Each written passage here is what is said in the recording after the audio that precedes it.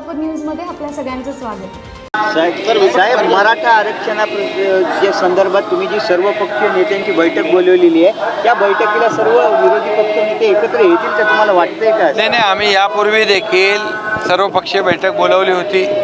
जशी पूर्वी एकदा बैठक बोलवली आणि त्यानंतर आम्ही विशेष अधिवेशन घेतलं आणि त्यामध्ये मराठा आरक्षण 10% दिलं।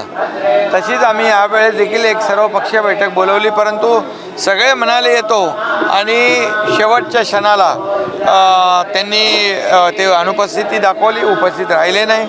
पुन्हा त्यानंतर पवारसाहेब आणि माझी एक बैठक ते मला भेटले आणि त्यामध्ये देखील आम्ही हे जे काही दोन समाजामध्ये मराठा आणि ओबीसीमध्ये जे काही राज्यामध्ये जे काही वातावरण तेढ निर्माण झाली आहे, त्यासाठी शेवटी राज्य शांत राहिलं पाहिजे, राज्यामध्ये कायदा सुव्यवस्था अबाधित राहिली पाहिजे, सर्व समाज एकत्र राहिले पाहिजे, ही भूमिका सरकारची आहे। त्यामुळे बैठक बोलवू आम्ही आणि त्यामध्ये त्यांनी यावं। माझं सोलापूर न्यूज या यूट्यूब चॅनलला सबस्क्राईब करा आणि बेल आयकॉन प्रेस करायला विसरू नका।